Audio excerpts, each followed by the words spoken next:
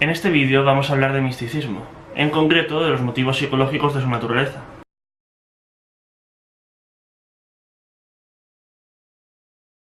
Este tema se toca bastante bien en la obra de Ayn Rand. Por el momento voy a leer su obra y ejemplificaremos con la serie, y también lo desarrollaré un poco. ¿Qué es el misticismo? Misticismo es la aceptación de alegaciones sin evidencia o prueba, bien sea aparte o contra la evidencia de los sentidos y de la razón de uno. Misticismo es alegar que se tienen medios de conocimientos no sensoriales, no racionales, no definibles, no identificables, tales como instinto, intuición, revelación o cualquier forma de simplemente saber. La razón es la percepción de la realidad y se basa en un solo axioma, la ley de identidad. Misticismo es declarar que se percibe alguna otra realidad, una que no es aquella en la cual vivimos, cuya definición es solo que no es natural, que es sobrenatural y que tiene que ser percibida por algún tipo de medios sobrenaturales o no naturales. La religión es misticismo, pero en el mundo a día de hoy no todo el misticismo es una religión, oficialmente. Todo el mundo en algún momento de nuestra vida hemos hablado de algún tema sin tener ni puñetera idea y que nos hemos creído solo porque lo hemos dicho nosotros y queríamos que fuera cierto. Y punto. El primer ejemplo histórico que se me viene a la mente fue uno que me enseñaron en cultura clásica y que trata sobre la teogonía de Hesíodo. La teogonía es el libro que narra la mitología griega. Hesíodo lo escribió y todo el mundo asumió que eso era verdad. Y durante siglos, la civilización greco-romana erigió templos a los dioses de los cuales no tenían evidencia alguna, tan solo los edictos de Hesíodo. Lo mismo pasó con Jesucristo y el cristianismo. La gente piensa que existe solo porque lo pone en la Biblia. La amplia mayoría de religiones basaron en su discurso un mismo patrón: la disociación entre la conciencia y la realidad. Al aceptar que existen medios para captar una realidad superior y dar a esa realidad como auténticamente válida, se aseguraron de adornarla de una visión mejor de la vida que no requería lo mejor de ellos, lo cual sí es requerido en la realidad inferior percibida por los sentidos. ¿Entendéis lo que quiero decir?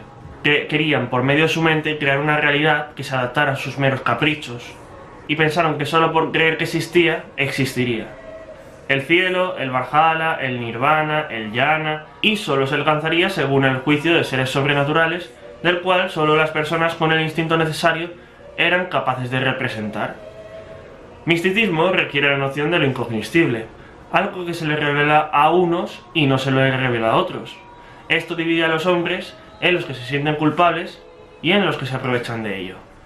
Del mismo modo que era imposible sobrevivir y ser feliz en un mundo material ignorando la auténtica veracidad de este y las condiciones que te requerían para vivir, los místicos aprovecharon que el hombre se encontraba desprovisto de herramientas para lidiar con la realidad y no podía sino contemplar su propia impotencia metafísica frente a los iluminados de turno. Estos le otorgaron una pauta de acción que consistió en dirigirse contra él mismo, predicando el altruismo, y afirmando que todo acto que produce gozo era inmoral en nombre de un bien superior, desde las drogas hasta el sexo. Todo para poder contentar una conciencia que consideraron superior a la suya propia. Afirmaron que el mundo es un valle de lágrimas y que para salvarse tenían que llorar. Vendieron su conciencia frente a otra superior y nadie se puso en pie para afirmar la maldad de alguien que nos condena a una vida de sufrimiento, menos aún para preguntar: ¿eso es moralmente correcto? ¿Según qué juicio? Y todo para gobernar. Pero aún en la más atrasada de las civilizaciones, alguien se levantaría para poner el grito en el cielo y señalar que el emperador está desnudo. Para ello está el uso de la fuerza, y por eso la fe y la fuerza son corolarios. Se necesitan el uno del otro. Un místico es un hombre que rindió su mente en un primer encuentro con las mentes de otros. En la encrucijada entre la elección del yo sé y ellos dicen, eligió la autoridad de otros. Eligió someterse antes que entender, creer en vez de pensar. Fe en lo sobrenatural empieza como fe en la superioridad de otros. Ante la culpa que provoca no poder llevar a cabo el código ético que les otorgó la conciencia superior de otros, acudieron a ellos en busca de consuelo para aliviar sus pecados y ser perdonados. El misticismo da a las personas conocimiento y bondad gratuitas, pero no siendo de otra forma posible que anulando la conciencia y creer que es así, y creer que la conciencia de otro es superior y que él sabrá cómo otorgarte bondad, y que él te diga que eres bueno.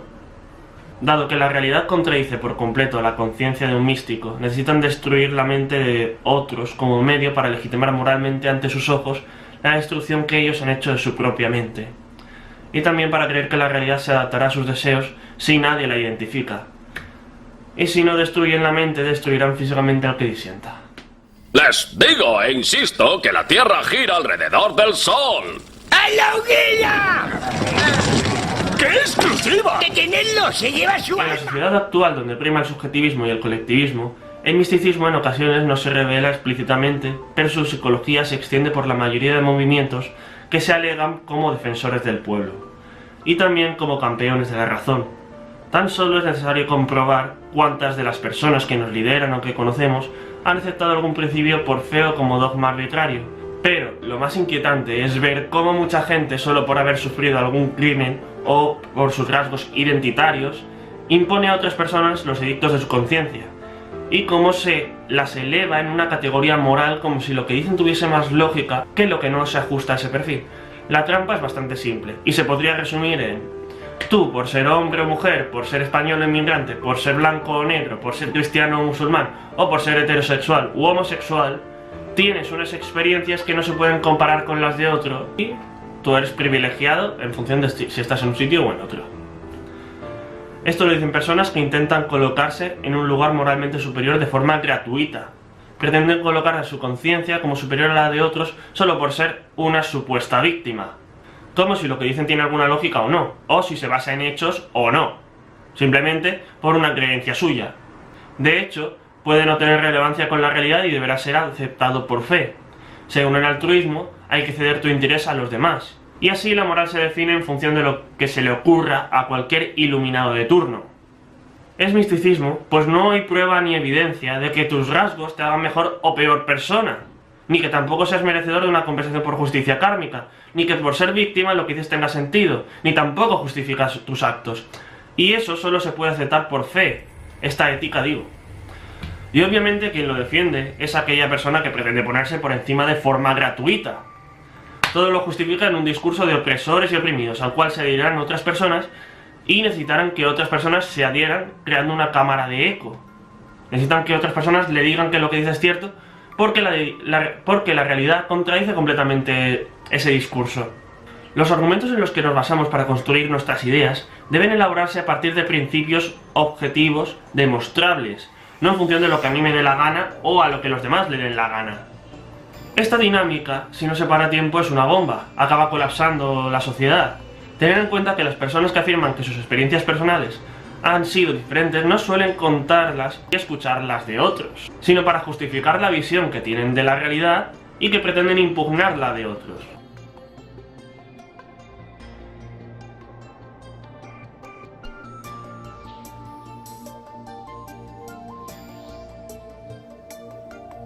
Y tampoco defienden que tu punto de vista sea igual de válido. Por ejemplo, pensemos ahora en lo que dicen: es que tú no tienes empatía porque no... Es que a ti te falta empatizar conmigo porque yo he pasado por esto. Y vamos a ver. Y todos tenemos una limitación para ponernos en la piel de otras personas.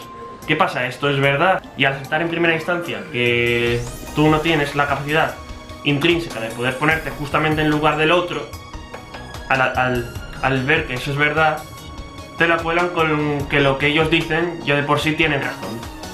Y estas personas tampoco defienden que tu punto de vista sea igual de válido.